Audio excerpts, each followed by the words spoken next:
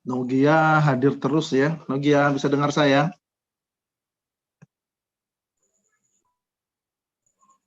Iya, Pak. Nah, itu tanda-tanda mahasiswa yang punya ini nih. Mudah-mudahan ke depan makin banyak prestasinya ya, Gia ya. Amin. Terima kasih, Pak. Doanya, Pak. Ya, saya selalu mengikuti, saya lihat ada Gia, ada webinar ini ada Gia. Memang berbeda ya kalau mahasiswa yang bisa berprestasi itu dengan yang mungkin masih belajar ya.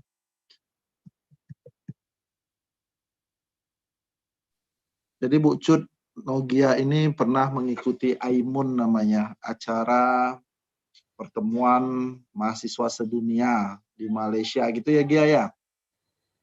Nah, Moon awalnya itu Pak ya? Hah?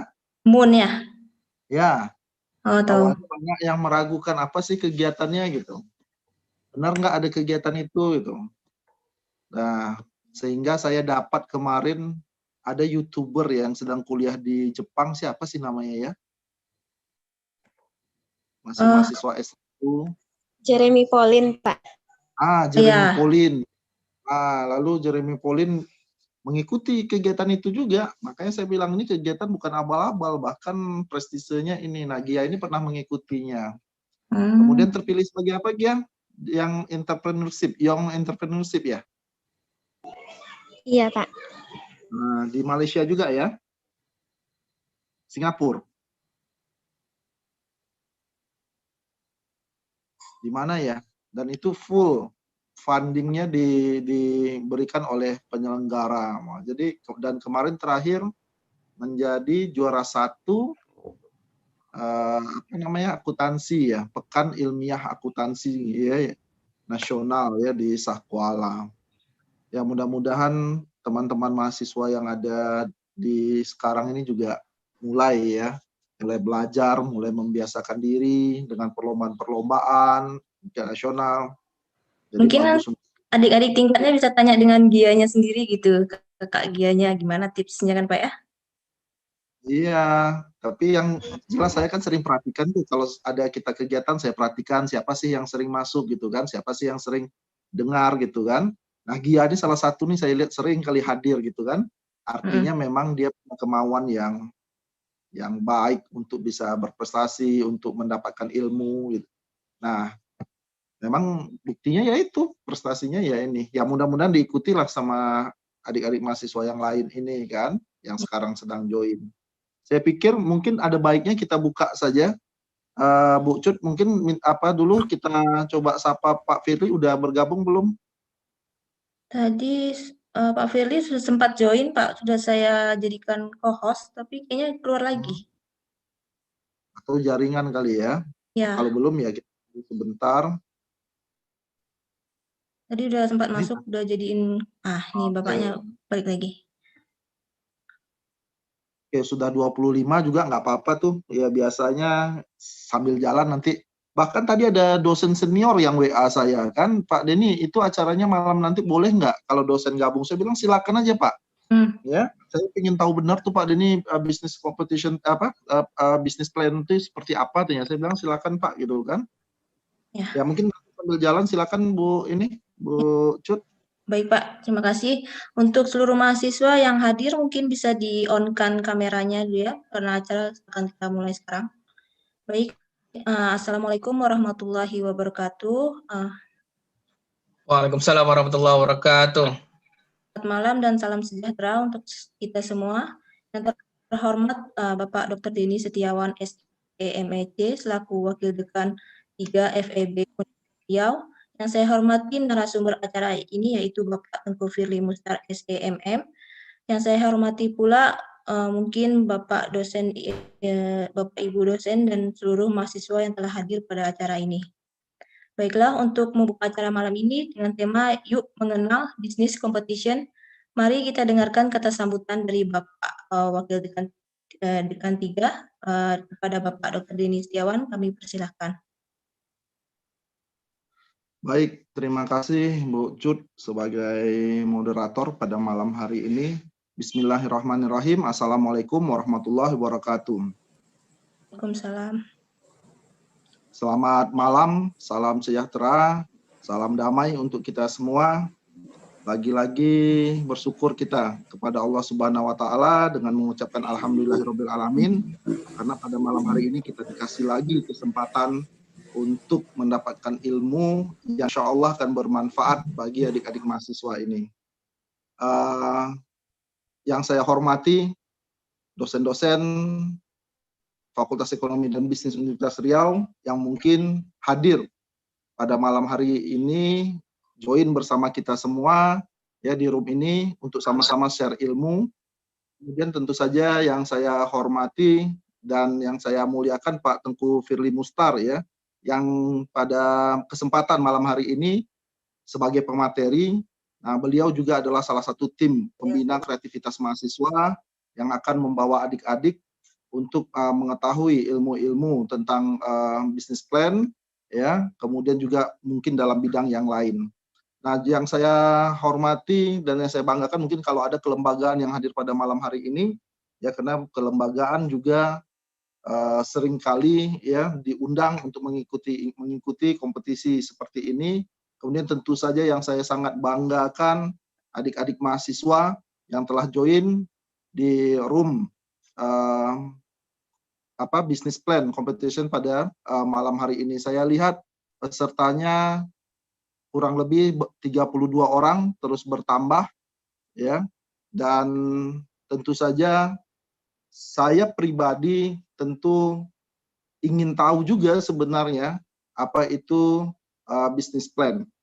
Nah, business plan ini, competition ini salah satu kompetisi yang paling sering diadakan oleh fakultas-fakultas ekonomi di seluruh Indonesia. Ya, paling sering. Nah, saya sangat tahu bahwa Pak Firly sering kali menjadi juri pada ajang-ajang kompetisi seperti ini. Nah, akhir-akhir ini terus terang saya kadang-kadang mendapatkan informasi ya bahwa fakultas lain juga mulai sering mengikuti lomba seperti ini dan juara. Ya.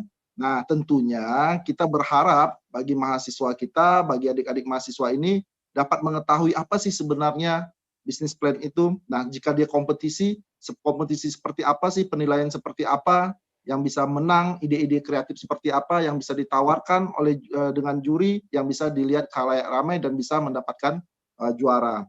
Nah, mungkin itu ya yang nanti mungkin akan dijelaskan. Tentunya kita simaklah bersama apa yang menjadi materi pada malam hari ini, dan nanti kalau ada sesi tanya jawab bagi adik-adik mahasiswa yang ingin bertanya, kami mungkin persilakan untuk bertanya sepuasnya ya. Waktunya nggak ada kali ya, sampai ngantuk aja kita ya, dan siapkan kopi masing-masing ya, karena Gojek udah mulai tutup. Jadi disiapkan masing-masing saja. Sekali lagi terima kasih banyak pada yang hadir pada malam hari ini, terutama kepada Pak Tengku Firly Mustar yang sudah menyediakan waktunya sebagai pembicara pada malam hari ini. Saya sudahi dengan wabillahi taufiq wal hidayah. Assalamualaikum warahmatullahi wabarakatuh, dan semangat terus mahasiswa FEB Undri. Baik, terima kasih Bapak. Saya kembalikan kepada Bu Cut, silakan. Ya, baik, terima kasih Bapak telah membuka acara ini. Maka acara selanjutnya yaitu penyampaian materi dari Bapak narasumber kita, yaitu Bapak Tengku Firly. Untuk itu, kepada Bapak Tengku Firly kami persilakan dengan segala hormat. Baik, terima kasih Ibu Cut sebagai moderator. Assalamualaikum warahmatullahi wabarakatuh. Waalaikumsalam. Waalaikumsalam warahmatullahi wabarakatuh. Oke, selamat malam semuanya. Nampak semangat sekali ya. Walaupun mungkin sebagian besar belum nampak wajahnya. Oke, yang kami hormati Bapak Dr. Denny Setiawan selaku Wakil Dekan 3 Fakultas Ekonomi dan Bisnis Universitas Riau, Ibu Cut sebagai moderator, Bapak Ibu dosen, pendamping kreativitas mahasiswa di FEB yang beberapa juga sudah bergabung. Kemudian tentu yang paling istimewa adik-adik mahasiswa semuanya yang sudah menyediakan waktunya. Ini weekend ya, tapi masih bersedia malam pula gitu ya untuk bergabung di sini. Ya, tentu saja sudah ada rencana atau niatan untuk mendapatkan manfaat dari program kita malam ini. Baik, saya akan menyampaikan materi ini dalam 2 bagian. Yang pertama saya akan jelaskan tentang bisnis plan itu sendiri. Kemudian ya bagaimana bisa memenangkan kompetisi bisnis plan yang diselenggarakan oleh berbagai macam pihak. Kemudian nanti bagian kedua kita coba bedah salah satu contoh proposal yang lolos sampai PIMNAS. Oke, nanti bisa saudara cocokkan dari konsep yang saya jelaskan dengan yang ditemukan pada contoh proposal bisnis yang lolos PIMNAS tersebut. Jadi semacam ada teori dan kasusnya itulah ya, biar dapat dua-duanya malam ini. Oke, menarik yang disampaikan Pak Denny ya, bahwasannya ya kita ini Fakultas Ekonomi, tapi kok untuk kompetisi kok jarang menang untuk bisnis plan. Oke, beberapa hal yang bisa saya lihat ya, faktanya adalah dari pengalaman saya menjuri, biasanya panitia itu menyerahkan yang sudah ya lolos seleksi administrasi lah sama panitia. Dan seringkali yang saya dapatkan, walaupun itu diadakan oleh Fakultas Ekonomi sendiri, baik dari prodi manajemen juga pernah, kemudian dari lembaga mahasiswa di ekonomi, bahkan tidak ada yang sampai tangan saya itu yang dari Fakultas Ekonomi, Undri gitu ya. Jadi yang sampai ke juri sendiri untuk seleksi berikutnya lah ya, untuk akan presentasi itu nggak ada. Jadi ya sudah lolos, sudah tidak lolos dari awal. Bisa jadi mungkin yang ikut sedikit atau tidak ada yang ikut gitu ya, atau ada yang ikut tapi ya secara proposal saja sudah tidak lolos ya. Mungkin beberapa faktor lah ya, yang menurut pertimbangan panitia lah gitu ya. Ya itu bisa kita dapatkan kenyataan ya dari ya saya juga sering lah di akuntansi juga sering ya, untuk Sumatera Accounting Competition kan disisipkan juga business plan gitu ya. Barusan ini 2 minggu yang lalu juga dari BEM ya juga menyelenggarakan. Itu nggak ada tuh sampai ke tangan juri, itu nggak ada dari Fakultas Ekonomi sendiri. Kemudian juga mungkin ya, ya kalau kita lihat ya, ini di room ini masih 37 orang ya. Nah, ya kan, yang berminat untuk acara ini aja masih sedikit nih kalau mau dibilang. Padahal saya yakin ini sudah beredar info di mana-mana. Satu dosen aja menyebarkan ke 6 kelas gitu kan, sudah banyak gitu ya. Seharusnya kan bisa gitu ya, lebih banyak ikut. Paling tidak untuk tahap ini tahu dulu kan. Kalau sudah belum tahu dulu gimana nanti mau ikut.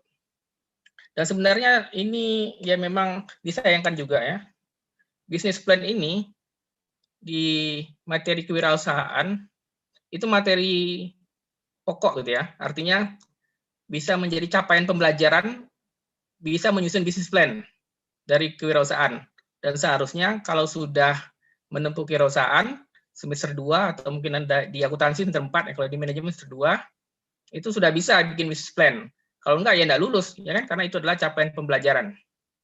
Nah, hanya tinggal di ide atau produknya saja. Karena nanti saya akan bagi 2 ya untuk bisnis plan ini. Ada yang namanya konteks, ada namanya konten. Nanti saya jelaskan. Oke, baik, izinkan saya untuk share screen dulu.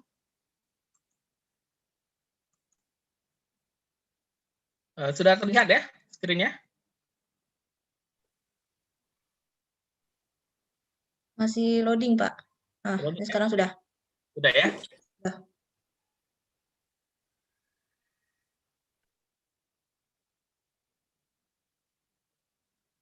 Oke, bisnis plan ini dari kata ya, dari susunan kata itu kan ada 3 gitu ya. Bisnis plan proposal sebenarnya, atau proposal rencana bisnis. Nah, kalau kita pilih ya dari plan sendiri rencana, kemudian proposal berarti rencananya harus tertulis, bisnis itu adalah kegiatannya. Nah, saya coba mulai dengan rencana dulu ya. Nah, apakah kita sudah terbiasa dengan memiliki rencana? Nah, untuk konsep bisnis, itu harus. Untuk kehidupan sehari-hari juga mestinya harus membiasakan diri membuat rencana. Nah, rencana ini mesti tertulis, ya, written. Kalau saya sering bilang kalau ada rencana tapi tidak tertulis, itu namanya niat. Ya, karena niat itu nggak perlu ditulis, cukup di dalam hati. Nah, hanya saja, untuk hal-hal yang tertulis saja, kita sering mengingkari, gitu ya. Apalagi dia tidak tertulis. Makanya supaya kita disiplin, mengikuti apa yang kita buat, maka kita harus tulis. Ada ungkapan, catatlah apa yang ingin kamu kerjakan, kerjakanlah apa yang kamu catat. Artinya ya kita disiplin terhadap apa yang kita tulis. Demikian juga untuk bisnis, karena isinya semua yang akan kita lakukan nanti. Itu semacam komitmen atau janji kita untuk melakukan hal-hal yang kita tulis itu dalam proposal bisnis plan. Tentu banyak kan penyelewengan kalau tidak ada namanya hal-hal yang tertulis. Saya kasih contoh sederhana aja. Ketika saudara pergi belanja bulanan gitu ya, tapi saudara nggak bawa catatan. Yang terjadi apa yang saudara pikirkan untuk dibeli, itu seringkali nggak saudara beli. Ya, sampai di rumah, aduh deodoran lupa beli ini, padahal habis mandi deodoran udah habis gitu kan. Padahal itu harusnya saudara beli, karena nggak saudara catat, nggak saudara beli. Yang dibeli malah hal-hal yang tidak diperlukan. Untuk apa saya beli ini gitu ya, kan nggak saya perlukan gitu ya. Jadi perlunya sebuah pencatatan ya. Dalam hal ini di sini adalah bentuknya supaya dia disiplin untuk kita lakukan. Nah, demikian itulah ya untuk proposal bisnis kenapa harus dibuat seperti itu. Dan seringkali didapatkan ya, pengalaman saya memberikan bimbingan pada UMKM, ya sebagian besar tidak punya proposal bisnisnya, nggak pernah tercatat gitu ya. Apa yang mau dilakukan itu baru dipikirkan gitu ya. Baru dilaksanakan ya, bukan hal-hal yang sudah terpikirkan sebelumnya gitu ya. Dan ini juga berguna bagi pihak lain. Nanti saya jelaskan lebih banyak. Nah, sekarang kita coba tilik tren dari business competition. Nah, masa saya kuliah, ya saya mau bilang tidak ada, entah juga ada Mbak ya, tapi sangat jarang gitu lah kalau mungkin ada gitu ya. Atau saya nggak sampai dengar informasi tentang hal ini. Ya, jadi kita katakan maraknya kompetisi bisnis seperti ini belum lama, ya belum lama. Belum ada penelitian ya untuk hal ini ya, tapi saya coba lihat-lihat berdasarkan pengamatan saya sendiri. Ya tentu banyaknya di awal tuh ya dari luar negeri ya. Nah, saya amati ya, ada sebuah TV show di luar negeri ya, di ABC, namanya Shark Tank. Nah, dan bersyukur ya bisa kita lihat juga tayang rekamannya itu di YouTube ya. Saudara bisa klik saja Shark Tank. Nah, Shark Tank ini sebenarnya kalau bisa lihat informasinya juga mengadopsi tayangan serupa ya, dari TV Jepang 2001. Oke, jadi secara populer kita bisa bilang kompetisi bisnis plan ini baru mulai tahun 2001 lah ya. Nah, itu pas saya lulus itu sarjana ya. Jadi ya, baru mulai. Nah, dan di Indonesia tentu setelah itu. Ini menarik ya. Karena tayangan TV kan biasanya ada unsur entertainment-nya ya, ada seru-seruannya, ada gimmick-gimmicknya. Dan saya rasa kalau saudara lihat YouTube bolehlah lihat tayangan ini ya, Shark Tank.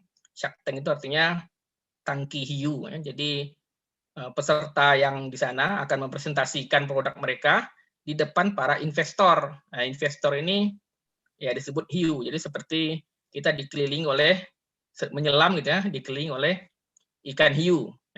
Nah, bagaimana kita bisa lolos ya, supaya nanti ada salah satu investor akan menanamkan modalnya pada bisnis yang kita tawarkan. Nah, coba saudara lihat.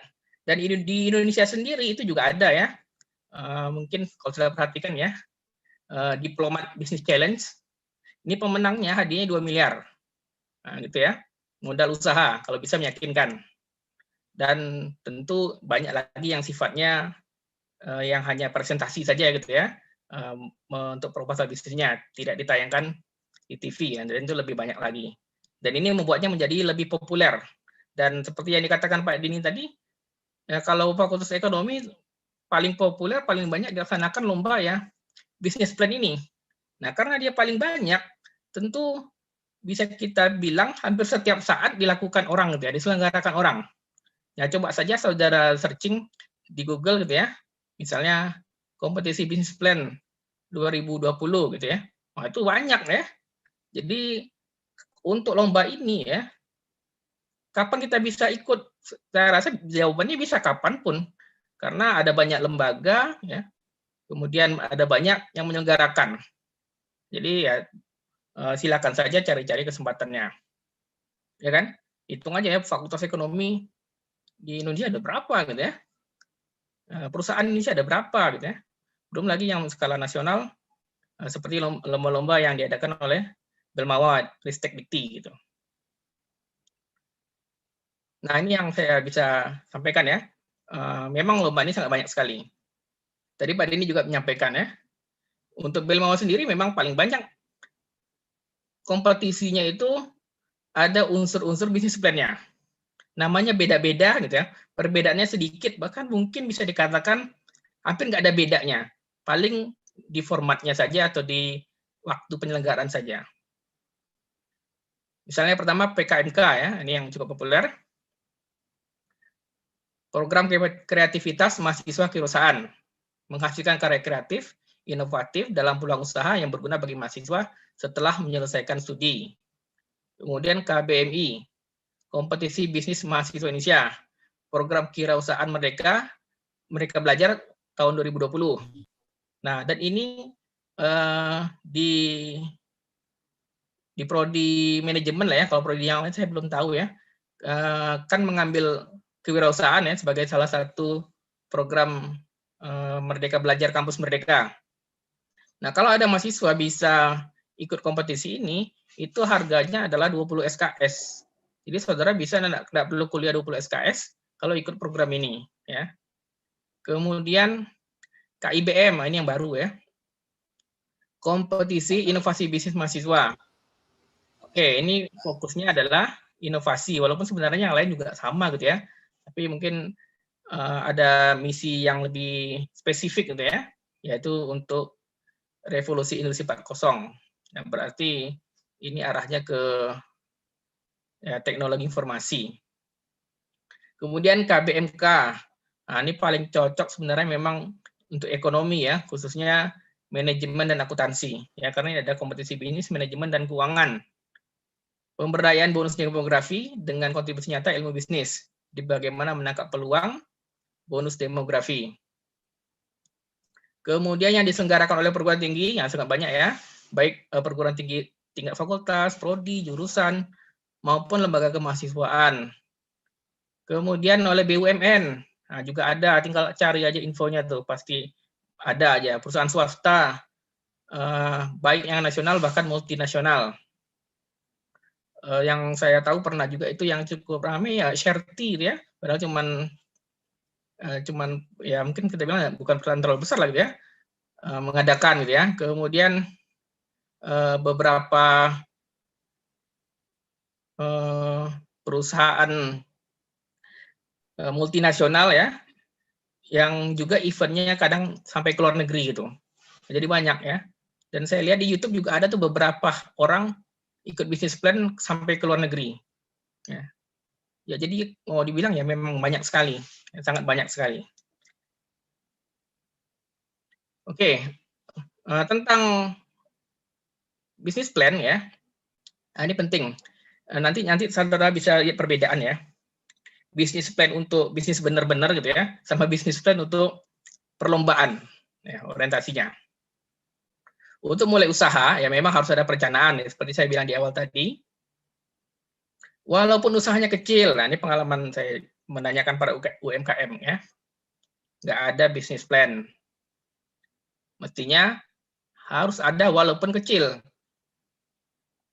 Nah, karena berbuat itu harus ada rencananya, karena juga ada resiko nanti kan, semuanya harus diperhitungkan. Nah, hal ini karena dengan adanya rencana usaha yang disusun dari awal, ya kita bisa lebih mudah melaksanakan tahap demi tahap. Artinya proposal rencana bisnis ini panduan. Kalau kita bingung di tengah jalan, kita lihat peta. Nah, inilah petanya, ya. Inilah panduan penunjuk jalannya yang sudah kita tentukan dari awal. Nah, secara definisi gitu ya, saya gabungkan beberapa definisi ya, saya simpulkan. Business plan ini adalah dokumen tertulis. Proposal tadi ya, nah, bentuknya proposal. Yang menggambarkan sifat bisnis. Dalam dokumen itu mengandung ya ada isinya strategi penjualan, pemasaran secara rinci. Nanti kita lihat bedah gitu ya. Banyak mungkin sampai 2 halaman tuh soal masalah pemasaran tuh nanti ya. Kemudian kondisi keuangan dan juga pendapatan pengeluaran selama menjalankan bisnis itu. Paling tidak untuk 1 tahun ke depan. Nah, gitu ya. Jadi perhitungan itu paling tidak untuk 1 tahun ke depan. Pembuatan dokumen ini bertujuan untuk mencantumkan tujuan yang diraih perusahaan, serta cara bagaimana tujuan itu tercapai secara baik. Nah, selain itu, bisnis plan ini juga diarahkan untuk menjawab masalah dan tantangan masa depan. Dan bahkan lebih dari itu, proposal ini bukan untuk diri kita sendiri, tapi ya memang pada akhirnya untuk diri kita sendiri ya. Kita bisa tunjukkan pada pihak lain untuk ya kebutuhan sponsor, mengajukan proyek, mencari mitra, atau bahkan untuk mengajukan anggaran atau mendapatkan pendanaan. Ya sama kan namanya proposal. Seperti saudara di kemahasiswaan mengirimkan proposal ke perusahaan, kan proposal kan, mengajukan permintaan dana, permohonan dana. Ya sama ini juga untuk mengajukan dana. Nah, saya pernah berdiskusi dengan dosen SBM ITB. Di sana untuk lulus ya mahasiswa harus bisa presentasi seperti di Shark Tank tadi ya, presentasi di depan para investor, di depan pihak bank. Kalau pihak bank meloloskan presentasi mereka, memberikan dana artinya, maka artinya dia lulus kuliahnya gitu. Nah, jadi syarat lulus kuliah diterima investor setelah mereka presentasi untuk bisnis plan mereka. Nah, mungkin nanti di ekonomi kita bikin gitu juga ya. Jadi pilihan ya. Jadi pilihan ya, mau skripsi boleh, mau ikut lomba boleh ya, tingkat nasional, atau proposalnya di ACC sama bank. Nah, jadi lulus dia. Jadi bisa juga seperti itu. Ya, kita ikut SBM ITB gitu. Ya kan banyak cara untuk lulus ya, seharusnya ya. Oke, bagaimana langkah membuatnya? Nah, nanti lebih asik memang kita lihat contoh. Untuk ini saya baca aja dulu ya. Pertama ketahui dulu ya hasil studi kelayakan usaha yang membahas tentang potensi pasar, target, dan segmennya. Artinya kita bicara peluang. Karena sejatinya bisnis itu kata kuncinya adalah peluang. Bukan pada kemampuan kita. Nah, jadi walaupun kita tidak mampu tapi ada peluangnya, kita bisa memampukan diri atau kita bisa mengajak orang lain. Nah, ini yang kelemahan dari Fakultas Ekonomi tadi saya bilang. Ya, peluangnya ada tapi tidak mampu menciptakan inovasinya, tapi dipaksain. Nah, menurut saya seharusnya dipaksakan. Memaksakan itulah dengan mengajak orang lain.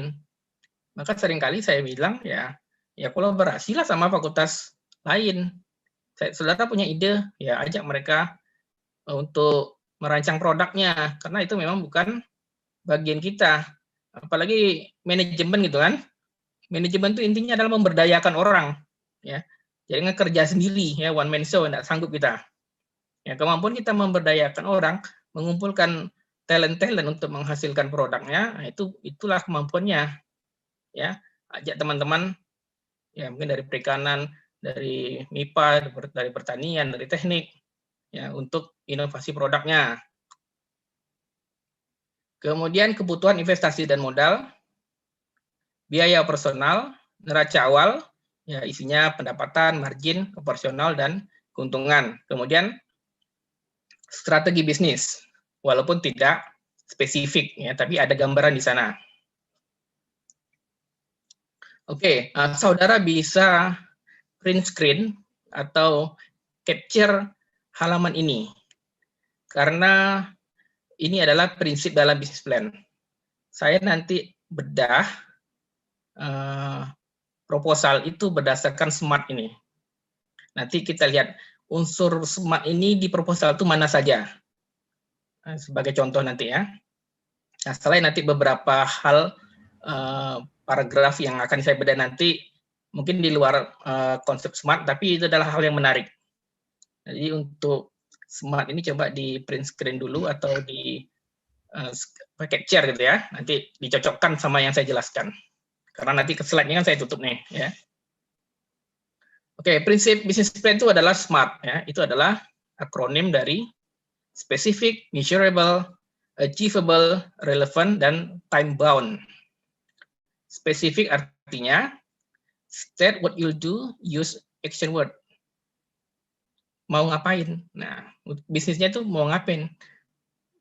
Buat dalam kata kerja. Nah, misalnya membuat mesin cuci one stop washer misalnya gitu ya.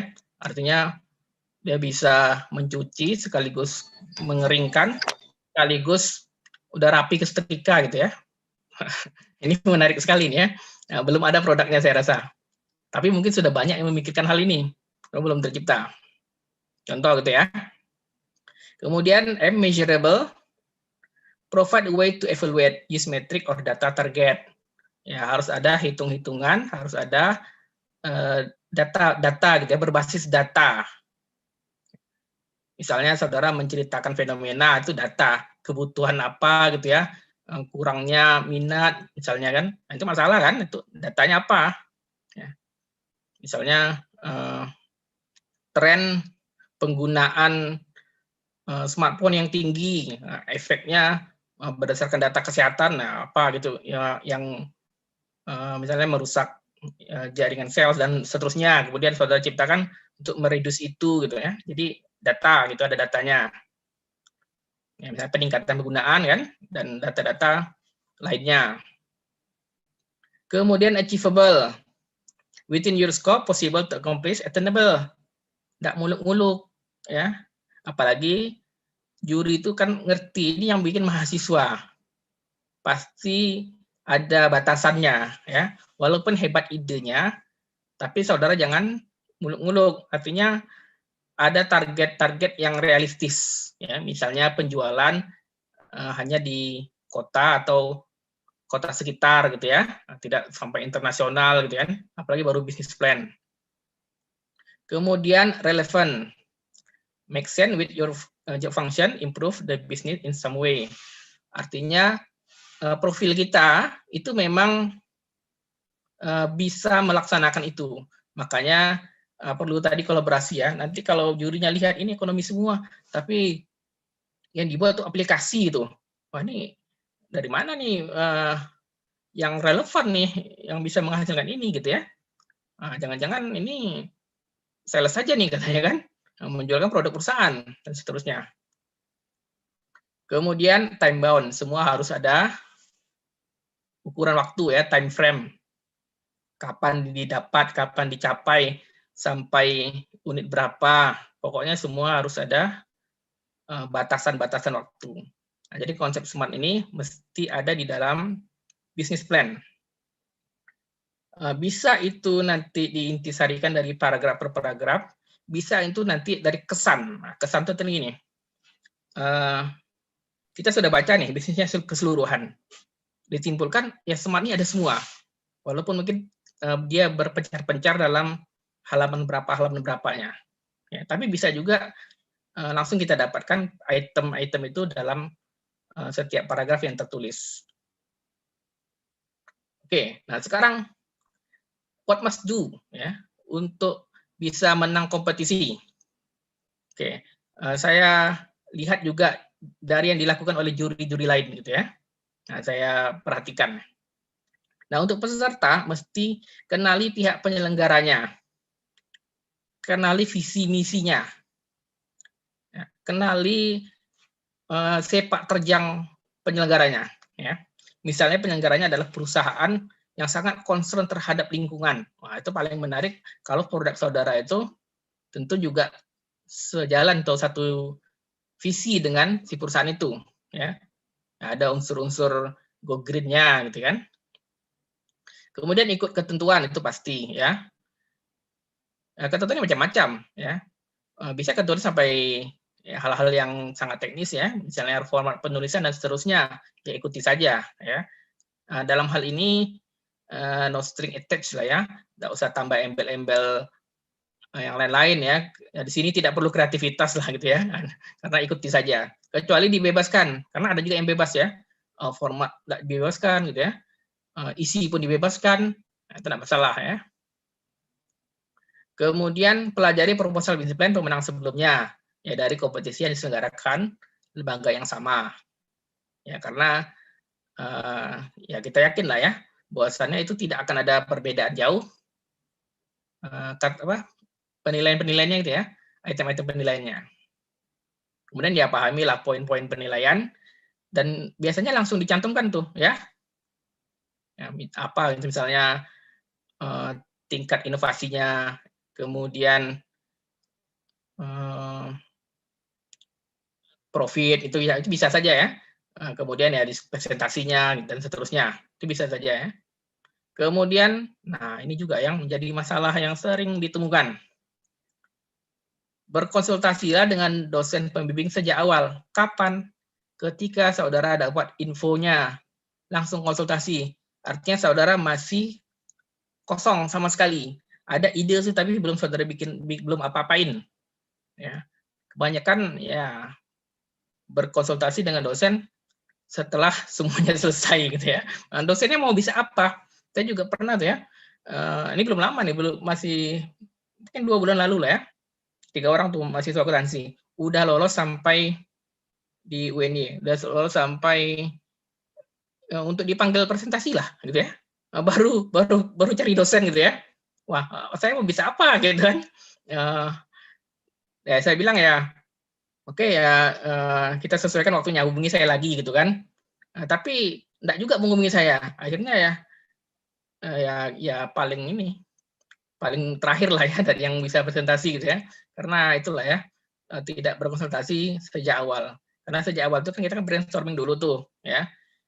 Anda maunya seperti apa? Nanti dosen akan coba memberikan arahan-arahan ya. Yang bisa saja arahan itu beda dengan yang saudara pikirkan gitu kan. Nah, jadi ya perlu sejak awal tuh ya. Jangan ragu ya. Saya rasa dosen-dosen ya welcome saja. Yang penting ya saudara datang dengan etikat baik, cara baik dan menghargai waktu dosen lah gitu ya. Dan perlu lakukan simulasi. Nah ini yang mungkin nggak sempat saya kasihkan karena mahasiswa itu lupa atau gimana dan nggak menghubungi saya lagi. Sebelum presentasi dia mesti simulasi, ya kan? Untuk apa ya? Untuk supaya tahu apa hal-hal yang mesti dipoles lagi gitu. Ya, kita bisa minta pertimbangan dari pembimbing gitu kan? Perlu tuh namanya simulasi. Oke, lanjut. Kemudian tips bisnis plan untuk kompetisi. Nah, ini saya bedakan ya. Saya ringkaskan aja. Kalau bisnis plan yang benar untuk bisnis, itu kata kuncinya profit, ya, menguntungkan. Ide saudara itu biasa-biasa aja, enggak apa-apa. Tapi kalau prospeknya tinggi, itu bagus. Ya, misal ya, saya mau bikin warung bakso. Apa istimewanya bakso? Nggak ada istimewanya. Tapi kalau saya bikin warung bakso, karena di kecamatan itu nggak ada warung bakso gitu. Ya kan? Nah, ini pasti banyak orang yang mau mendanai saya, ya kan? Nah, ini untuk bisnis. Nah, tapi kalau untuk kompetisi, ya kalau saudara buka warung bakso, saya rasa udah langsung tidak dibaca gitu ya, nggak ada nilai kompetisinya gitu ya. Nah, itu bedanya ya. Nah, untuk kompetisi, ya semua berawal dari ide. Nah, ide memang paling kata kunci di sini. Harus orisinil. Orisinil itu tidak mesti asli sama sekali. Karena saya rasa di dunia ini nggak ada sih asli yang sama sekali ya. Biasanya itu adalah tambahan-tambahan, modifikasi, dan seterusnya lah gitu ya. ATM ya, amati, tiru, modifikasi. Boleh niru tapi ada modifikasi. Karena pengusaha itu dia punya sentuhan pribadi, punya selera sendiri gitu, punya cita rasa. Nah, ini yang orisinil. Ya, saudara harus tambahkan improve sendiri gitu ya. Kemudian kreatif. Kemudian solutif, ini solutif ya. Memberikan solusi. Apapun yang ditawarkan itu harus solusi, karena sejatinya produk itu adalah orang mau mengorbankan uangnya untuk mendapatkan solusi dari permasalahannya. Nah, ini nomor 1 lah nih ya. Karena ini nanti saudara cantumkan di judul. Dan ini pasti akan pertama terlihat. Kemudian perspektif dan meyakinkan. Oke, apa yang saudara tawarkan memang diperkirakan akan dibutuhkan di masa datang untuk masyarakat yang lebih luas. Dan ini yang saya nilai ya, kenapa lebih banyak kompetisi ini dimenangkan oleh yang punya ide bagus, walaupun mungkin segmennya terbatas. Nah, karena ini adalah kebutuhan masa depan, dan ini adalah kebutuhan masyarakat yang lebih luas. Nah, jadi jangka panjang gitu ya. Kemudian ya harus lengkap berbasis data. Lengkap artinya memasukkan hal-hal yang seharusnya dan tidak memasukkan hal yang tidak mesti dimasukkan. Ya, tentu lihat aja contoh ya, bisnis plan yang baik. Ya, dan ingat ya, semuanya harus basis data.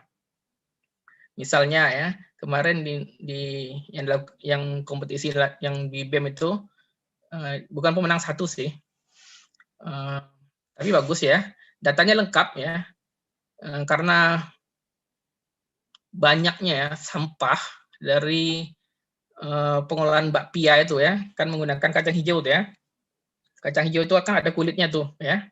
Nah, kulitnya ini sampah ya, dan dalam waktu berapa jam itu bisa jadi polusi udara, ya, bau gitu. Nah, dan mereka sudah data tuh berapa jumlahnya itu ya. Nah, itu kan bagus ya. Kemudian mereka olah ya kulit kacang hijau ya, jadi masker gitu ya, masker muka, masker wajah untuk perawatan wajah, skincare ya, untuk skincare. Boleh saudara pakai itu ya, nanti bau kacang hijau itu mukanya gitu ya. Kemudian untuk kompetisi ya mesti proposal dan presentasinya catchy ya. Artinya ini kalau untuk Belmama enggak usah catchy lah ya, karena formatnya udah dibuat gitu ya. Ketik biasa gitu kan. Tapi kalau untuk yang diselenggarakan pihak lain lah ya, itu boleh catchy. Ya, saudara cetak colorful gitu ya. Desainnya cantik ya, seperti brosur gitu ya, poster ya, banyak gambar ya. Itu kan catchy ya. Demikian juga di presentasinya. Kemudian, nah ini penting ya. Nah, seperti saudara lihatlah tayangan nanti, misalnya habis ini lihatlah ya di YouTube Shark Tank. Bawa prototype yang proven. Contoh produknya yang teruji. Ya, karena nanti dalam presentasi akan mencontohkan produk itu, bagaimana penggunaannya, bagaimana fungsinya ya. Misalnya tadi lah ya, mesin cuci yang praktis bisa nyuci sampai setrika itu langsung 1 mesin cuci gitu ya. Ya bawa mesin cucinya gitu dan buktikan penggunaannya di situ. Memang bisa berfungsi dengan baik. Ya. Kemudian ya first impression pada proposal dan presentasi. Ya. Karena apa? Karena ya juri kan melihat banyak proposal nih ya. Tentu bisa saja ya dia tidak baca semua gitu. Apalagi juri yang sudah pengalaman dia nggak akan baca semua tuh. Tapi dia first impression dulu dari tampilan ya, karena tampilan itu yang penting. Nah, demikian untuk presentasi juga ya. Ketika presentasi saudara bisa kasih gimmick lah gitu ya. Misalnya dengan pantun gitu ya. Ya boleh-boleh saja gitu ya. Kemudian ya tentu harus percaya diri. Nah, kenapa percaya diri? Saya rasa tidak ada alasan untuk tidak percaya diri. Karena ini punya kita yang kerjain, kita yang punya proyek, dan kita lah yang paling tahu tentang ini. lebih tahu kita daripada jurinya. Sama demikian dengan kalau ujian skripsi gitu ya. Jangan tidak ada tapi dia itu kan saudara bikin, saudara lebih tahu tuh, yang lebih banyak mendalaminya dibandingkan pengujinya yang langsung terjun ke lapangan, pasti dia lebih tahu. Ya. Dan seringkali juri itu bertanya, memang karena dia nggak tahu, ya, dia pengen tahu gitu. Nah, jadi dia hanya melihat bagaimana kita menjelaskannya saja, ya. Nah, contoh beberapa produk ya, kemarin apa ya, nata tapi bukan dari kelapa ya, dari kulit nenas. Nah, kan saya nggak tahu itu produk itu ya. Nah, saya minta dijelaskan bagaimana proses pembuatannya. Saya bertanya bukan saya nguji, karena saya pengen tahu. Tapi saya lihat bagaimana dia bisa menjelaskan itu. Itu aja sebenarnya. Ya. Jadi nggak ada alasan untuk dia percaya diri. Oke, nah ini dia. Business plan antara konten dan konteks. Sederhananya, saudara lihat aja gambar ini ya. Konten itu isi. Ya. Apa yang mau diisikan? Isi ya. Kemudian konteks itu ada gelasnya atau wadahnya.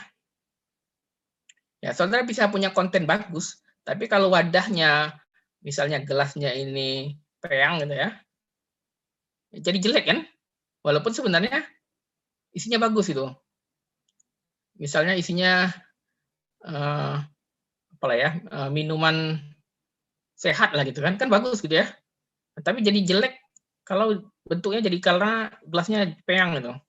Jadi sebenarnya penting dua-duanya harus seimbang gitu ya. Nah, namun bisa diperhatikan di sini ya. Content is only basic. Basic di sini artinya memang harus bagus ya. Sudah sejatinya harus bagus. Nah, yang bagus itu akan menjadi konteks is the winning formula. Kemasannya bagus. Ya, makanya seringkali saudara lihat produk yang bagus pasti bungkusnya bagus.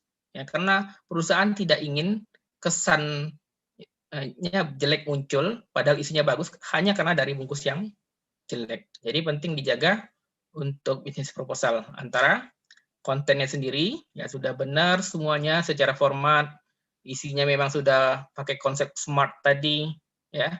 Kemudian ya tinggal saudara dandanin ya dengan proposal, dengan presentasi yang catchy. Oke, nah, selanjutnya kita masuk bagian kedua. Kita coba bedah contoh proposal yang lolos sampai PIMNAS.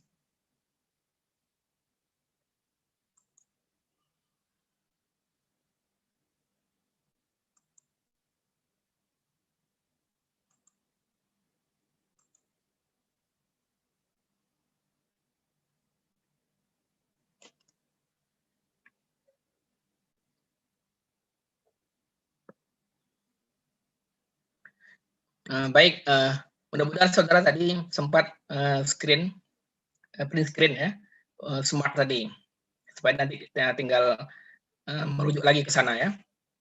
Ini produknya simple ya, tapi ya tadi ya orisinil, kreatif dan solutif. Sabuga, sampul buku anti ngantuk. Inovasi sampul buku kreatif, unik dan fleksibel dengan aromaterapi stimulus konsentrasi belajar. Simpel kan? Sampul buku dengan aromaterapi. Itu sebenarnya yang mau disampaikan. Nah, ini cocok nih ya buat saudara yang baru baca buku. Ini buka cover aja langsung ngantuk gitu ya. Mau baca jurnal, apalagi jurnal asing, baru dikit aja udah ngantuk gitu ya. Tidak perlu kopi ya. Cukup sampul buku ini. Oke, kita lihat beberapa hal ya.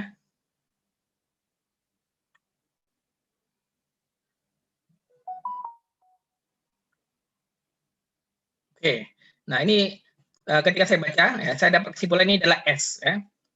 S dari SMART tadi ya. Spesifik. Ya.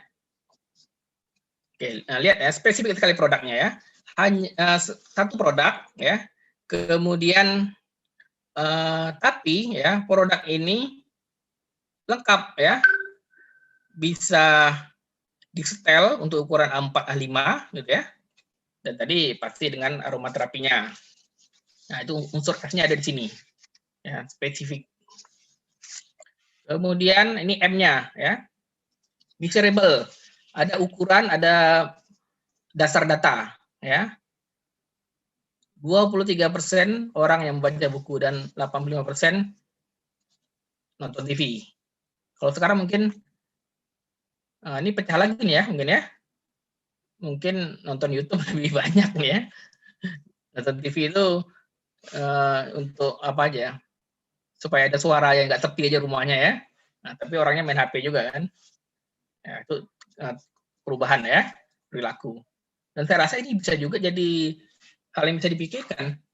Apa yang fenomena apa ini gitu ya. Kemudian saya tangkap lagi nih ya. Ini ada unsur R-nya ya. Cukup relevan ya. Bahwasannya mereka melihat ya kementerian sendiri mendorong pada industri kreatif. Dan saya rasa ini bisa dipakai untuk proposal manapun nih ya. Kemudian oke. Nah, ini tidak ada di Smart ya. Ini pengulangan saja ya, tapi karena ini deskripsi produk ya, supaya lebih jelas lagi ditulislah ya oleh mereka. Nah, kemudian ini ya rancangan saat melipatnya. Ya, ini tidak ada di Smart, tapi ini saya bisa nilai sebagai produk yang proven ya, yang terbukti. Ya, karena mereka bisa membuktikan bagaimana penggunaannya ini. Dia bilang satu produk ini bisa untuk buku A4, bisa buku A5. Jadi kan ini saudara bisa cuma beli satu aja, tapi untuk buku ukuran segini ini saudara bisa pakai gitu. Ya, tinggal ini kan ada apa namanya? Konektor ini ya. Nah, tinggal dicopot pasang aja lagi kan.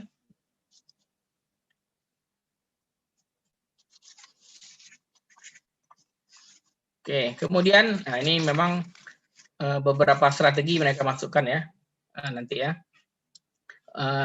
Coba kita lihat mereka pakai analisis. SWOT is okay ya. Meskipun nanti ya saudara juga bisa pakai yang lain ya. Misalnya BMC ya, Business Model Canvas, atau mungkin BCG gitu ya, atau yang lain-lain. Tapi SWOT saja sebenarnya sudah bagus. Ya. Strength, weakness, opportunity, dan threat. Strength dan weakness, ya kekuatan dan kelemahan itu adalah dari dalam organisasi ya, dari dalam perusahaan mereka. Kemudian opportunity dan threat itu adalah hal-hal yang dari faktor eksternal dari luar. Ya, kita baca aja ya. Mereka yakin ya. Produk mereka, aromaterapi ini memang terbukti meningkatkan konsentrasi belajar. Kemudian sampel dan kemasan, budaya Indonesia. Nah, ini kan kekuatan. Kemudian ukurannya bisa dirubah. Kemudian ya juga memperindah. Oke, saya rasa memang ini point of diferensiasi yang kuat sekali. Kelemahannya, nah, karena ini baru, dan justru saya bilang ini adalah kelemahan yang sebenarnya mereka menunjukkan kekuatan, gitu ya. Ya, mereka bilang ini kelemahan, tapi ini sebenarnya kekuatan.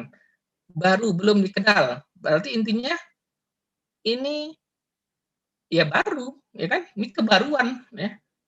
Nah, tinggal diperkenalkan saja lagi. Nah, justru ini bagus nih ya. Ini merendah tapi sebenarnya meninggi nih. Ya. Oke nih ya. Pemasaran belum bisa mendukung. Ya, wajar saja masih baru. Peluangnya adalah belum ada produk sejenis di pasar. Jelas peluang ya. Kemudian masyarakat responsif terhadap yang baru atau yang tren. Untuk lucu-lucuan, untuk seru-seruan gitu ya. Bagus sampel buku kamu, wangi lagi gitu ya. Kan apa ya, seru gitu ya. Kemudian ya, ancaman mereka, nah ini juga bagus ya sebenarnya. Ini mereka bilang ancaman, tapi ini saya rasa juga bagus ya. Modal usaha yang minim, ini sangat dimaklumi lah sama juri pastinya gitu ya. Tindak plagiarisme ya bisa. Dan ini sebenarnya bukan hal yang sulit juga, tinggal hanya didaftarkan saja kan. Nah, didaftarkan untuk paten. Oke, saya rasa mereka sangat bagus menyusun SWOT ini. Kemudian strategi pemasaran, sebenarnya kalau saya jurinya saya tambahkan di sini ya. Kebijakan distribusinya belum ada di sini ya. Nah, ini mungkin ya jadi masukan lah ya. Dan saya rasa wajar saja mungkin karena yang saya lihat ini orang hukum semua nih yang bikin nih ya, mahasiswa hukum. Jadi untuk pemasaran mereka tidak dosennya pun dosen hukum sebagai dosen pendampingnya ya. Mungkin mereka hanya baca-baca bukunya saja gitu ya, tapi tidak mengerti konsep secara utuh. Nah ini ya, kebijakan produk, kebijakan harga, promosi, dan mestinya harus tambah distribusi. Karena pasti harus lengkap semua ya. Gimana ada produk tapi bagus, harga murah, promosinya juga membuat produk-produk dikenal, tapi susah didapat itu. Oke, ya enggak apa-apa. Kemudian, nah, saya tangkap ada unsur M di sini ya. M tadi adalah measurable, bisa terhitung. Mereka tetapkan BEP ya. Ya saya nggak ngajarin lah gimana saya menghitung BEP ya. Nah, ini kan mudah aja ya. Tinggal masukkan rumus ini. Beban tetap ya sudah dihitung di sini kan di atas ya dari aset-aset mereka ini ya, fixed asetnya ya. Kemudian harga pokok ya. Harga pokok nanti ada di lampiran ya. Itu kan gampang aja ya. Menghitungnya dari biaya operasional ya, biaya operasional murni gitu ya. Kemudian outputnya, mereka sudah tetapkan produksinya 400 unit per tahun. Oke, didapatkan ya harga BEP 1.285 dan mereka harus jual untuk BEP adalah segini ya, dalam 1 tahun. Oke. Kemudian metode pelaksanaan, ini saya tangkapnya dalam unsur A ya, atau achievable. Nah, bisa dibikin diagram seperti ini ya, untuk melihat ini cara kerjanya gimana sih ya, pelaksanaan usahanya seperti apa. Nah, kalau dibuat seperti ini, kan lebih mudah menilai masuk akal atau tidak ya. Dan saya baca ini ya ada yang sulit lah ya untuk pelaksanaan ya. Semuanya ya, memang inilah proses yang mereka rencanakan. Oke. Kemudian, ini penjelasan tadi ya, penjelasan dari diagram bagaimana mereka melaksanakan ini yang saya nilai sebagai poin yang achievable. Bisa itu masuk bukan mudah ya. Tidak sulit lah ya. Oke, ini bauran pemasarannya. Oke. Nah, lihat ya, ini saya bisa lihat sebagai hal yang achievable juga ya. Bisa ya, karena ini mahasiswa, mereka nggak muluk-muluk ya. Mereka pasarkan di Bandung ya. Ya karena di Bandung saja untuk produksi 400 setahun saya rasa ya tidak sulit lah ya. Habis aja tuh ya. Oke, kemudian ini ya bagaimana mereka berpromosi ya, langkah-langkah promosi. Nah, promosi yang ini sebenarnya ya tadi lagi karena mereka ini anak hukum ya. Ini masih umum banget ya, masih umum banget. Kalau saudara dapat masukkan dosen, apalagi dosen manajemen pemasaran, mereka pasti masukkan promosi ini adalah bauran promosi ya, karena promosi itu tidak bisa dilakukan hanya satu pilihan langkah gitu ya.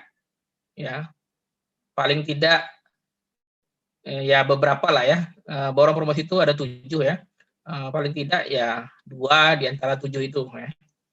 Nah, saya nggak mau jelaskan di sini, nanti jadi mata kuliah pemasaran pula jadinya ya. Baca aja bauran promosi. Nah, itu yang lebih lengkap tuh program promosi ya. Kemudian biaya dan jadwal kegiatan. Nah, ini bagus ya. Ini dibikin ini namanya bagan gan kalau salah saya. Ya, bagan gan ya. Dan saya rasa ini ya populer saja sih ya.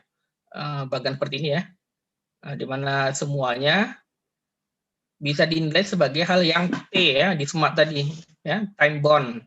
Semuanya dalam kerangka waktu itu nyata ya, tertulis ya. Yang meleset-meleset nanti bisa dicek lah ya dari time bound ini. Oke, saya rasa itu ya. Dan ini nanti materinya bisa juga saya share. Selanjutnya ini hanya lampiran ya.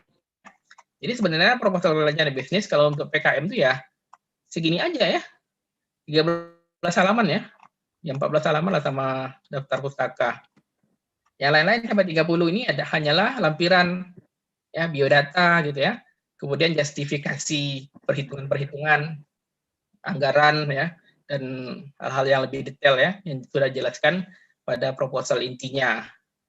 Oke, saya rasa cukup ya. Kita sudah dapatkan ya konsep dari bisnis plan sendiri, kemudian ya, bagaimana untuk bisa menang ya berdasarkan sudut pandang saya sebagai ya juri lah ya, walaupun masih kelas lokal nih Pak Denny ya.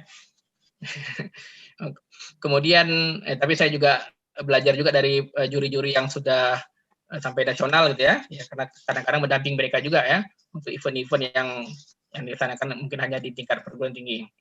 Ya, namun demikian juga tadi saya juga kasih contoh ya untuk proposal yang lulus PKM itu seperti apa dan sudut pandang saya sebagai juri, dan saya dasarkan pada konsep prinsip bisnis plan yang ya secara teori ya, konsep SMART tadi, dan juga beberapa hal yang menarik ya dari poin-poin bisnis proposal untuk keperluan kompetisi.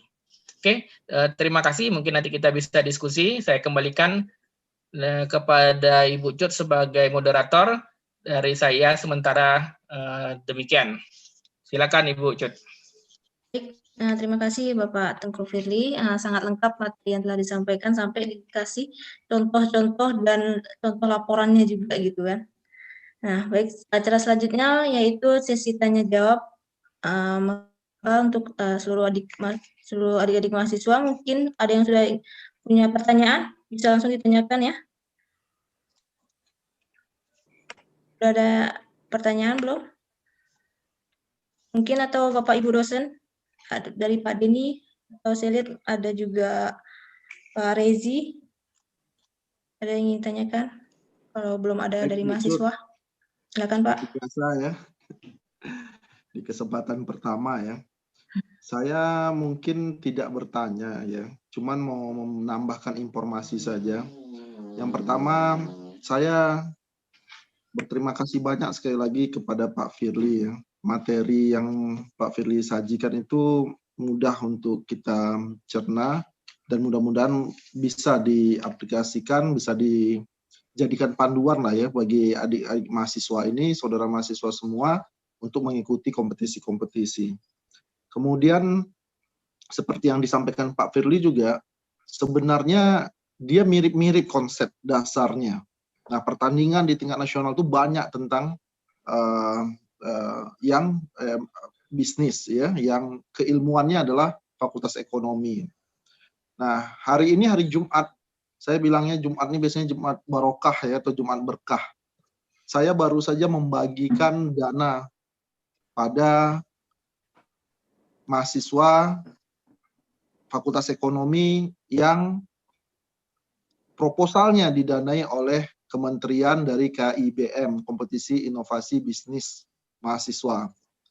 Nah, kemarin dijelaskan sama Ibu Nur ya, yang kalau adik-adik ini ada ikut yang kemarin, PKM itu nilai apa namanya, nilai dananya itu 4 sampai 12 juta rupiah kurang lebih ya, kita nggak tahu tahun depan.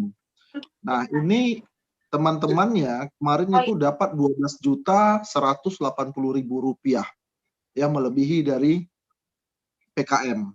Nah, supaya ada nilai keadilan, mereka menyerahkan ke saya, Pak tolong bagikan Pak, kalau kami nanti takutnya nggak adil gitu ya.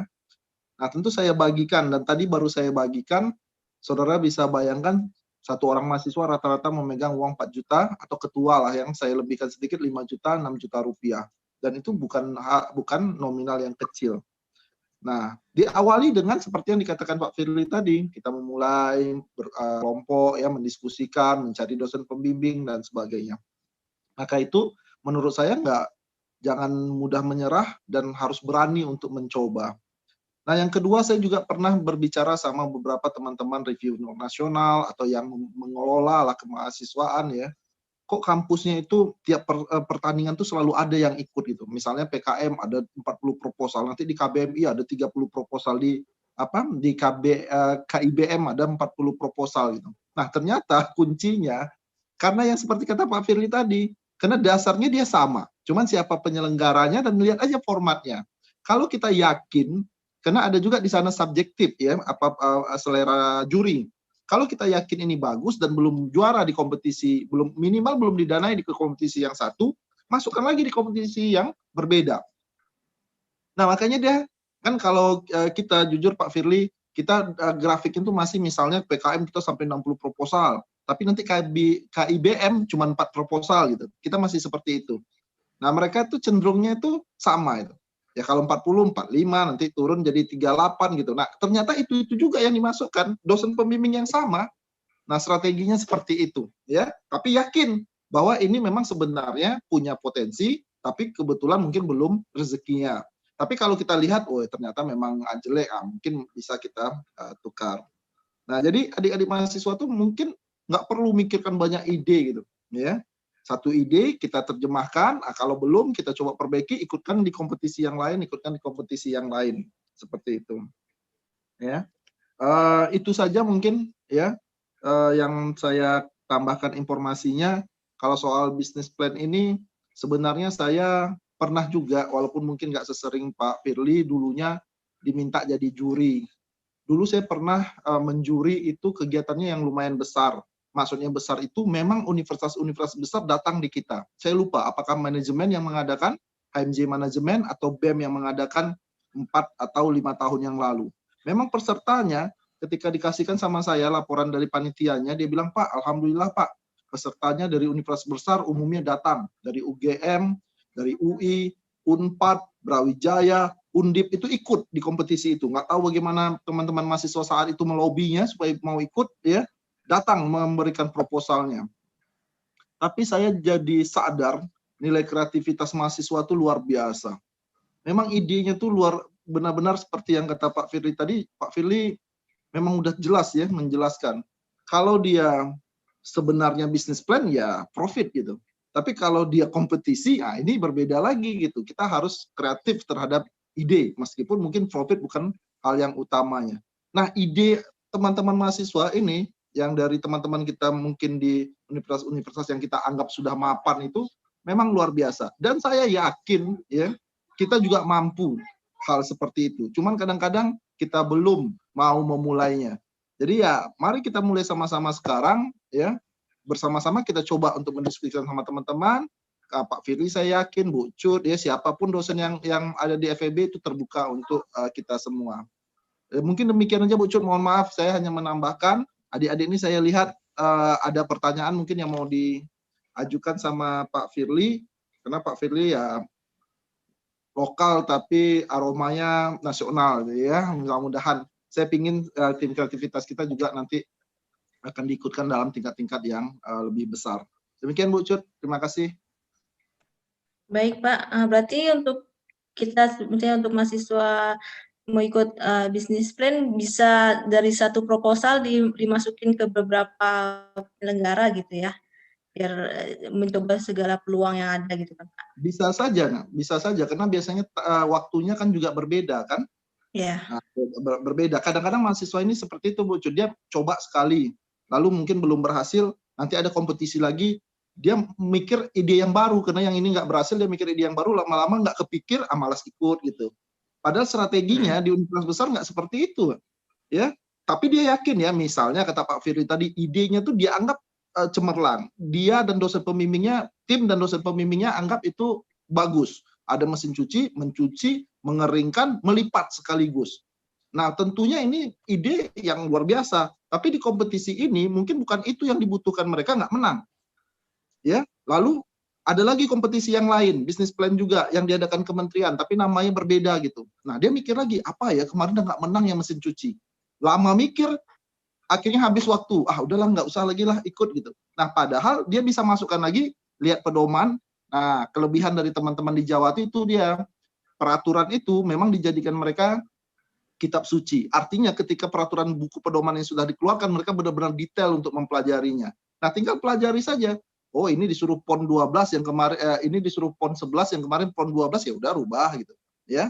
Nah, ini disuruh ini gitu, nah rubah gitu. Tapi dia yakin bahwa judul yang ide yang mereka tawarkan itu bagus gitu. Timnya yakin gitu, termasuk dosen pembimbingnya. Nah, bisa jadi menang di kompetisi yang lain gitu. Nah, soal yang Pak Firly tadi juga gambarkan yang diplomat itu, Pak Firly sebenarnya 4 atau 5 bulan yang lalu utusan diplomat itu datang ke universitas, ya. Benar 2 miliar itu hadiahnya.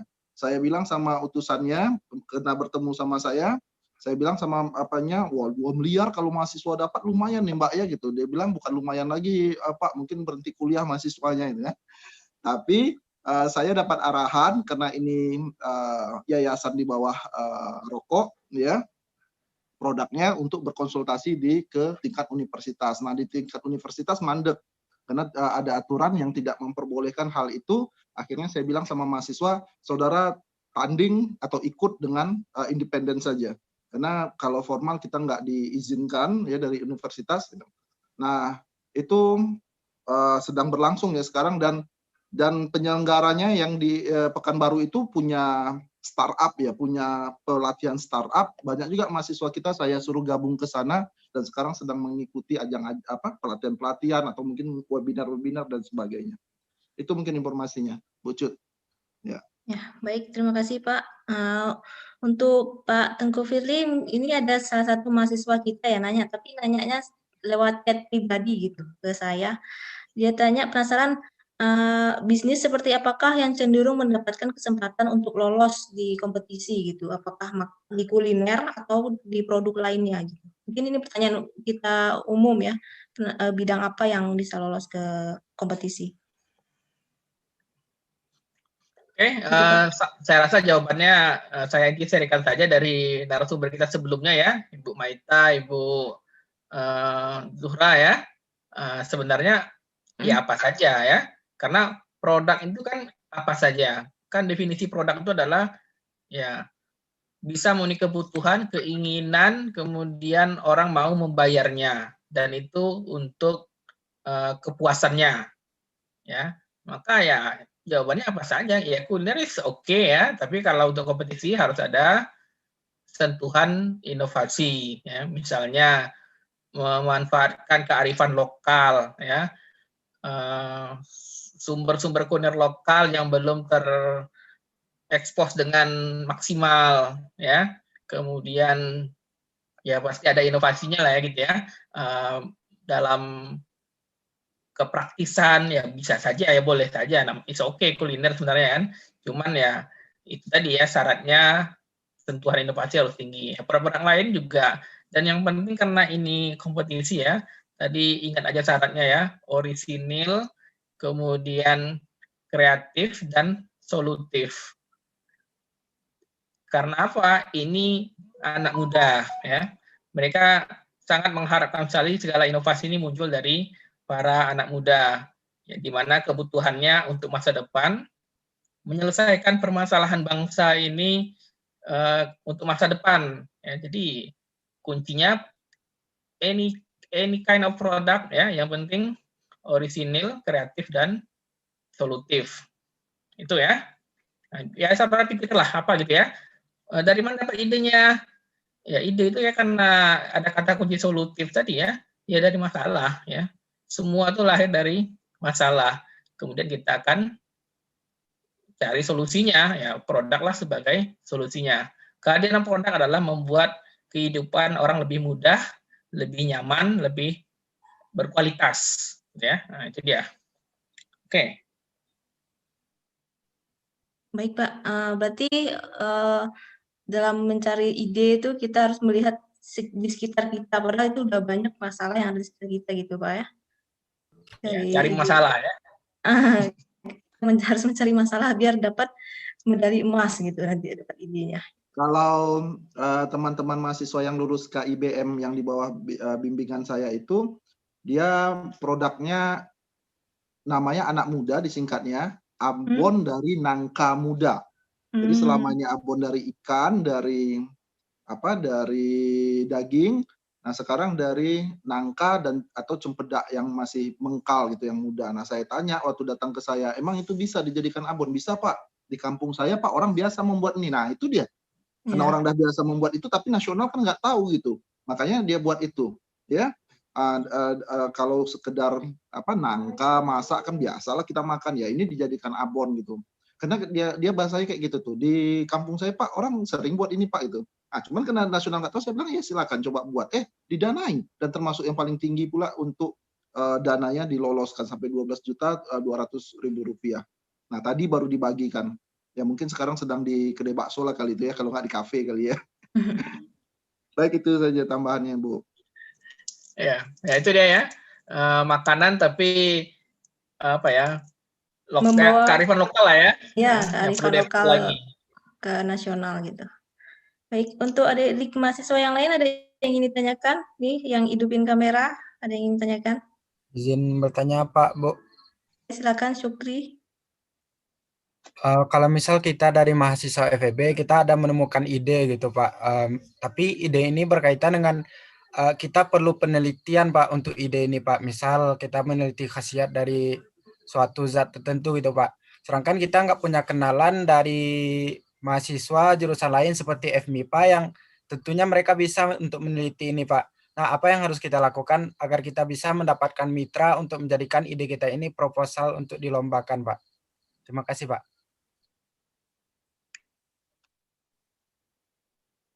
Oke, langsung ya, Bu Cid ya. Ya Pak, Ya, silakan. karena udah tahu kan masalahnya kan, masalahnya tidak punya mitra. Jawabannya cari mitra. Ya. Kemudian ya saudara yang mainlah ke fakultas sana tuh kan, atau apalagi zaman sekarang kan lihat aja dari internet kan penelitian-penelitian tentang ya objek yang saudara cari itu ya, maka ya saudara bisa konsultasikan. Bahkan saya rasa walaupun saudara mahasiswa FEB, saudara bisa konsultasi dengan dosen fakultas lain ya. Saya rasa kalau masih sama-sama Undri, welcome aja. Karena pernah juga ada alumni ya ekonomi ya, tapi dia konsultasi sama dosen pertanian soal kelapa gitu. Langsung aja dia tuh ya main-main aja dia ke fakultas itu, tanya dosen-dosen di jurusan itu yang siapa yang pernah meneliti, ya langsung dipertemukan ya. Jadi saya rasa tidak usah ragu ya, kalau saya rasa sama Undri pasti saling mendukung lah ya untuk kepentingan itu ya. Kalau cara paling gampangnya dari awal ya carilah mahasiswanya dulu ya. Punya teman di sana ya. Kan banyak forum yang mempertemukan saudara kan sesama mahasiswa Undri walaupun berbeda fakultas ya. Gunakan itu ya. Oke, saya rasa itu ya. Ya Pak, terima kasih Pak. Ya, sama-sama. Baik Pak, ini ada satu lagi pertanyaan dari mahasiswa, kirimnya juga lewat chat pribadi.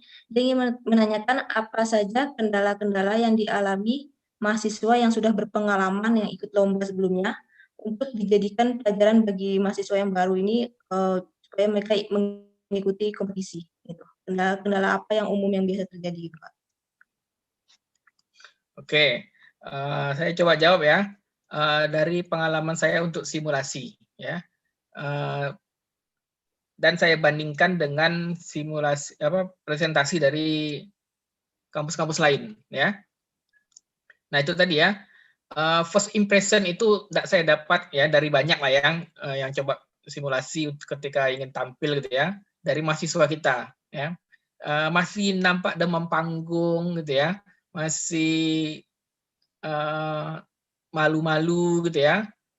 Karena first impression ini paling penting ya ketika saudara akan presentasi. Karena selanjutnya ya, itu namanya kesan pertama kan penting ya. Selanjutnya kan orang akan terpaku pada kesan pertama tadi ya, moodnya juri itu juga nanti akan bangkit lihat kesan pertama atau mungkin turun karena kesan pertama. Itu penting kali dalam presentasi. Kemudian untuk produk, beberapa itu memang mudah ditiru ya. Nah, itu yang saya lihat kalau yang di kita ini ya, mudah ditiru kebanyakan ya.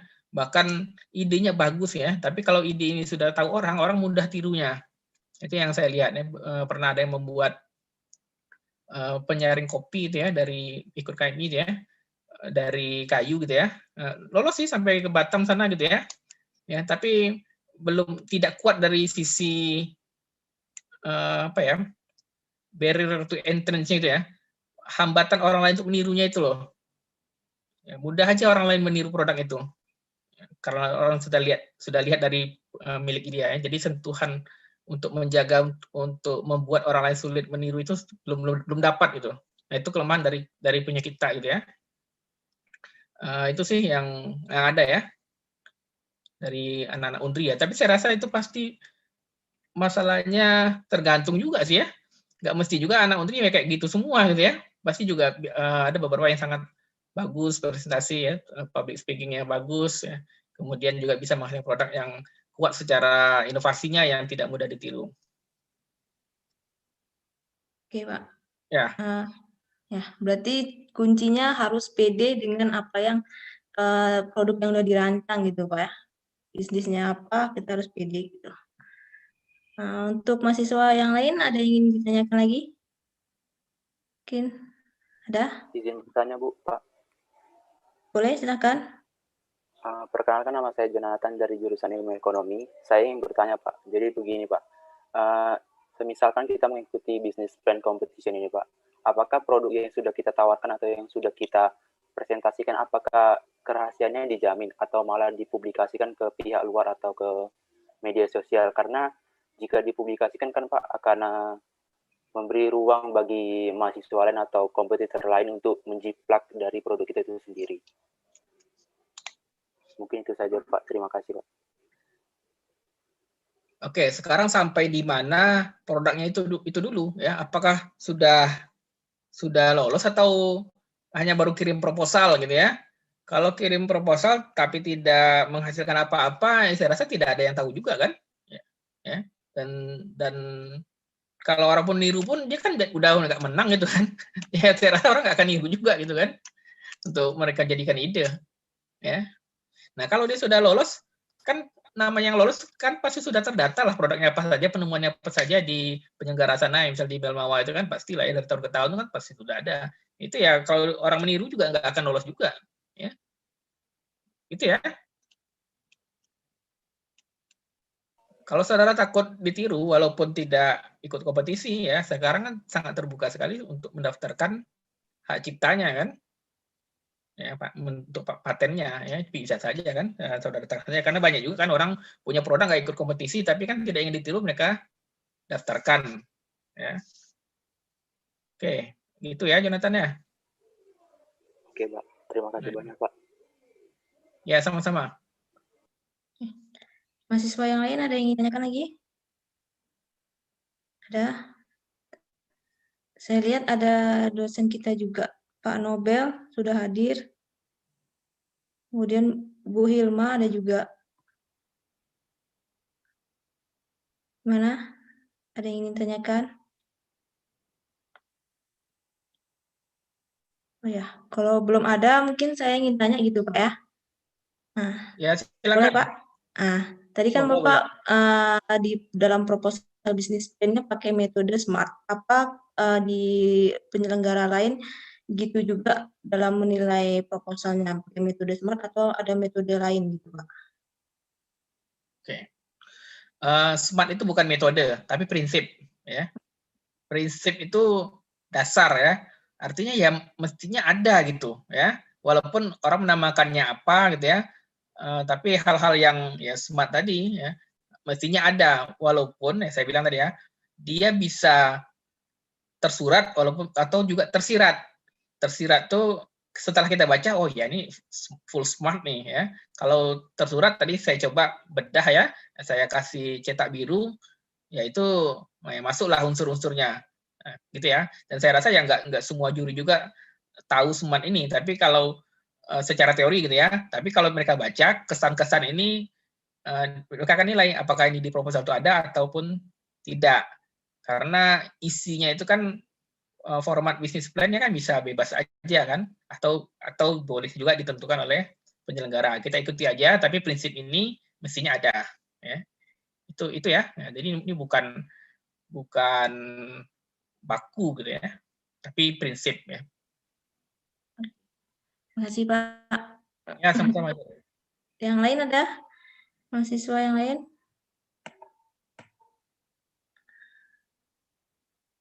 Yang hidupkan kamera nih masih ada Sukri, masih standby. Rizky ada? Langsung hilang Rizky. Langsung di close kameranya gitu, di absen. Oke, gimana Pak? Pak Denny, apa kita tutup atau gimana Pak Tengku Fili? Sudah 9:30. Ya, materi saya rasa cukup lengkap ya. Baca aja tuh saya rasa ngerti lah ya. Nanti kalau kurang ngerti juga bisa komunikasi langsung kok ya. Kita masih dalam forum yang sama gitu ya di Fakultas Ekonomi kita. Ya, saya rasa terbuka saja. Ya. Oke, berarti dengan demikian kita tutup sesi webinar malam ini ya. Terima kasih kepada Bapak Tengku Firly yang telah bersedia memberikan sharing ilmu mengenai bisnis plan. Kemudian terima kasih banyak juga untuk Bapak Wakil Dekan 3, Bapak Dr. Denis Setiawan, dan juga Bapak Ibu dosen yang telah hadir, ada Pak Nobel, Bu Hilma, dan Pak Rezi tadi, dan juga kepada adik-adik mahasiswa kita yang sudah berpartisipasi pada malam ini. Sekali lagi terima kasih semuanya. Saya akhiri. Assalamualaikum warahmatullahi wabarakatuh. Waalaikumsalam warahmatullahi wabarakatuh. Terima kasih Pak Firly, terima kasih banyak ya. Adik-adik mahasiswa, Dan Pak Wede. Bu Cut, terima kasih banyak ya adik-adik mahasiswa yang semangat ya. Ajak Jadi kawan-kawannya. harus dicoba. Dulu saya pernah ketemu sama Habibur Rahman, tahu nggak Habibur Rahman? Pengarang novel salah satunya yang boomingnya ayat-ayat cinta itu loh, ya. Nah, pernah mengundang di komunitas penulis ya, penulis. Jadi peserta tuh nanyanya begini yang saya ingat tuh. Dia bilang, Kang Abik, boleh tahu nggak bagaimana cara membuat novel yang bagus itu? Jawabannya sederhana. Cara membuat novel yang bagus itu mudah. Tulis. Nah, tulis katanya kan. Jadi bagaimana membuat proposal yang bagus tuh kalau kita udah ada ide ya terjemahkan dalam proposal gitu. Jadi jangan ditunggu-tunggu, jangan ini gitu ya. Mudah-mudahan bisa diskusi dan terus semangat. Ya, saya terima kasih sekali lagi Pak Tengku Firly, Bu Cut, Bapak Ibu dosen, ya, Pak Deni, rekan-rekan mahasiswa. Saya izin live dan terus semangat ya. Assalamualaikum. Waalaikumsalam. Terima kasih Pak. Waalaikumsalam warahmatullahi.